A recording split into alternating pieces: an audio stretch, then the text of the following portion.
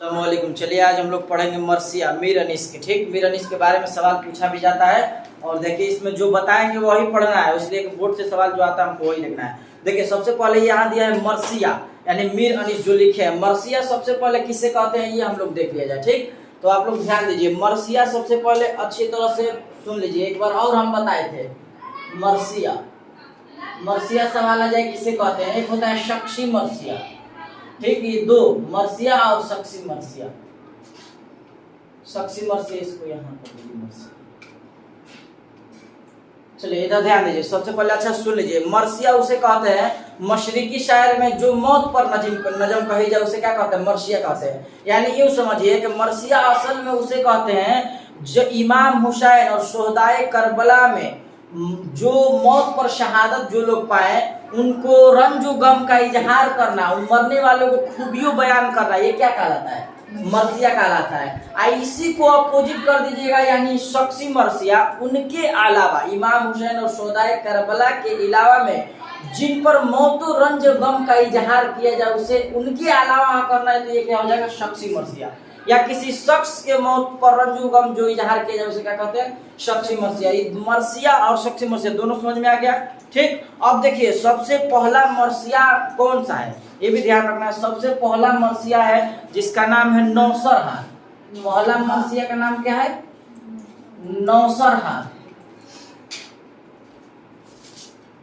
नौसरहार याद रखना है, 1503 ईस्वी के। और इसके लिखने वाले कौन है तो सैयद शाह अशरफ बयाबानी, ये आपको याद रखना है, दीजिए लिख भी देते हैं, सैयद शाह अशरफ बयाबानी। ठीक, पहला मर्सिया है कौन सा है तो नौसरहार। कब तो 1503। लिखने वाले कौन है तो सैयद अशरफ शाह बयाबानी। ठीक ना, क्लियर हो गया।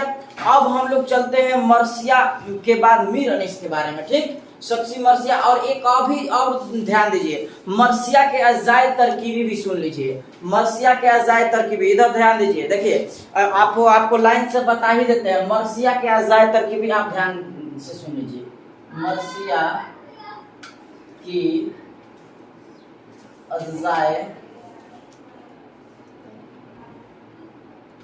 तरकीबी। चलिए ध्यान दीजिए, मर्सिया के अजाए तरकीबी आपको बताए भी थे, कितना है 8। तो हम कहाँ से शुरू किए थे, आमद। आमद के बाद चेहरा, चेहरा के बाद सरापा के बाद बैन लगाने के लिए बोले थे ना, अभी हम याद भी करवाएंगे आपको, ये आराम से याद होगा। बैन के बाद याद नहीं है आप लोग, रुखसत। रुखसत के बाद रजज। रजज के बाद एक और है, पहले आप याद मारिए,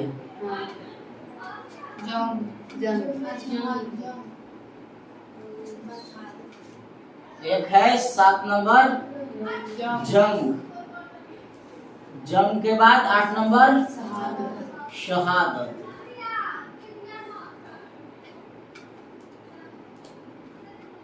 शहादत। अब ध्यान दीजिए, इसको याद कैसे करना है तो आप सुनिए, हम बोले थे कि मर्सिया का अजाए तरकीब में सबसे पहले आमद कीजिए, एंट्री, उसके बाद चेहरा देख लीजिए, शराब दीजिए चेहरा को, क्लियर।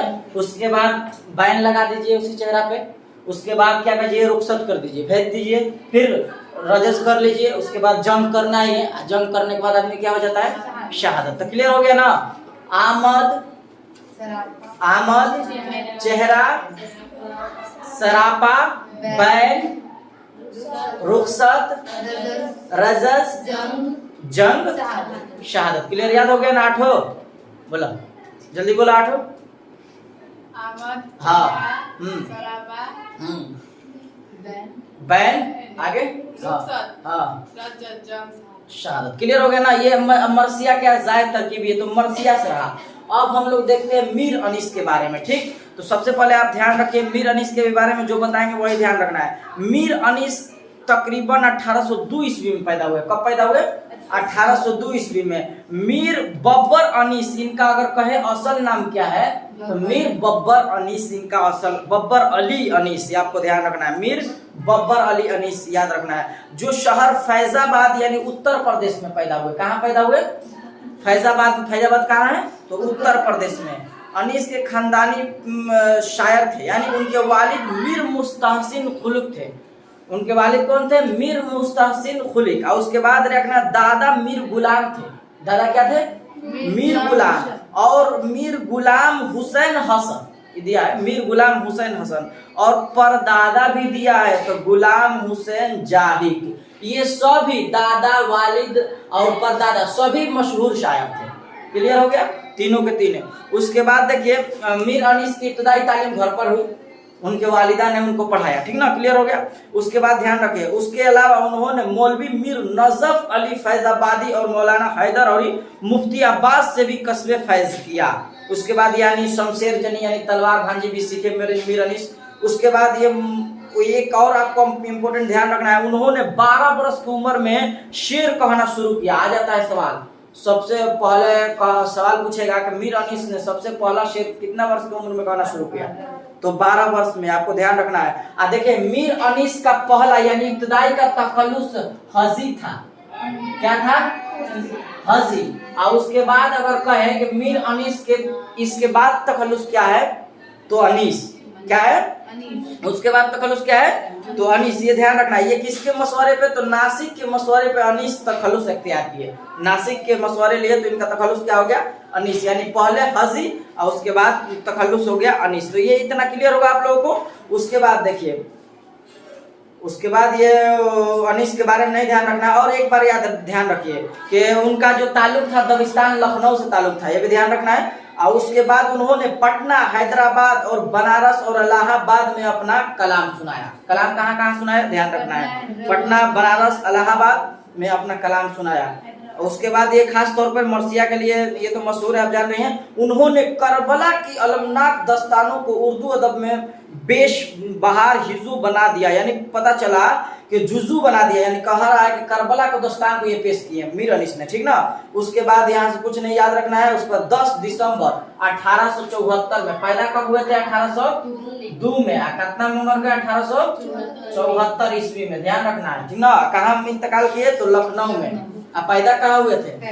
फैजाबाद। कहाँ है? तो उत्तर प्रदेश में। ये मीर अनीस के बारे में आप लोग को अच्छी तरह से क्लियर हो गया, याद हो गया ना मीर अनीस के बारे में। तो ये मीर अनीस और मर्सिया के बारे में आप लोग का पूरा क्लियर हो गया। ये जो दिया है, ये जो यार अब चमने नज्म को गुलजारे इरम पर, ये अभी तक देखिए कई बार हम देखे एग्जाम में कई पूछ भी नहीं करता है, ना आता है। तो इसको क्या पढ़ा जाए? इसलिए इसको पढ़ना मुनासिब नहीं है। हाँ, हल्का फुल्का आपको बता देते हैं कि ये कहना, इसमें मीर अनीस कहना ये चाह रहे हैं, ये जो लिखे हैं इसमें अपने आप को कलम में ताकत मांग रहे हैं, अल्लाह ताला से यानी खुदा से दुआ कर रहे हैं कि मेरे कलम में ताकत ऐसी जादू आ जाए कि मैं और हौसला अफजाई हो जाऊं और अच्छी तरह से लिख दूं। और इसमें ये भी बताना चाहते हैं कि असल में जो दुनिया चल रहा है, ये दुनिया में अंधे लोगों को सपोर्ट किया जा रहा है। जो असल में दिखने वाले लोग हैं यानी देखने वाले, उनका सपोर्ट नहीं किया जा रहा है, इसमें बताया भी जा रहा है। और इसमें ये भी बता रहे हैं कि जो ये दुनिया चल रही है, जो दरख्त है, पेड़ पौधा है, सब किसका बनाया हुआ है? ये खुदाए ताला का बनाया हुआ है। इसमें ये खुदा के बारे में ये अपने तरफ से ये जो बताना चाह रहे हैं, तो ये आपको बता रहे हैं कि इसमें उतना देखना नहीं है, बस हल्का फुल्का बता दिए ताकि ये आपको अच्छी तरह से आ जाए। ये बताए ना कि ये भी आपको ध्यान रखना है कि मर्सिया जो है ये मीर अनीस के बारे में कि ये जो लिखे हैं यारब चमने जमन को गुलजार इरम कर, उन्होंने मर्सिया का तारीफ पढ़ने आपने पढ़ी और उसके लिहाज से चेहरा तमहीद का हिस्सा है। मर्सिया का मरकजी जुजू तक ले जाने के लिए यहाँ फिजाएं बंद होती है। इब्तदाई में 2 बंद आपने देखा, शायर खुदा की तारीफ कर रहा है और अपने मर्सिया में कलम का जादू दिखाने के लिए खुदा से गुजारिश कर रहा है। ये आपको बताए, यानी मीर अनीस के बारे में ये रहा। क्लियर हो गया ना? अब सवाल जवाब भी देख लीजिए, इतना ही सवाल है। उसके बाद ये इसको पढ़ना नहीं है, जाहिर सी बात ये आता नहीं है तो हम लोग क्यों पढ़ेंगे? ठीक ना? चलिए अब सवाल देख लीजिए। मीर अनीस का पूरा नाम क्या है? मीर बब्बर अली अनीस। क्लियर हो गया? मर्सिया के तमहीद को क्या कहते हैं? अभी बताएं। मर्सिया के तमहीद को चेहरा कहते हैं। क्लियर? मीर अनीस के एक हम अस्र का नाम बताइए।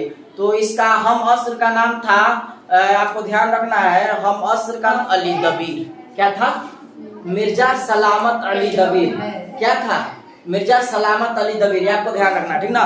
चलिए उसके बाद देखते हैं, इधर ध्यान दीजिए।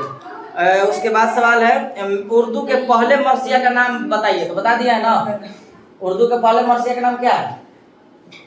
ब्लैक बोर्ड पे लिखा है। नौसर हर बताए ना, क्लियर हो गया। अनीस का ताल्लुक किस दबिस्तान से? तो बताए दबिस्तान लखनऊ से, ठीक ना।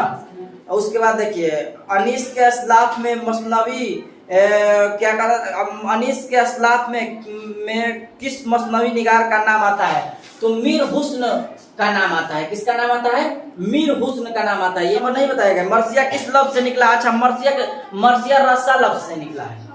हाँ, ये अरे देखिए इस तरह से, ठीक ना, क्लियर हो गया। मर्सिया किस लफ्ज से निकला है? हाँ, क्लियर हो गया। उसके बाद ये क्या सवाल था?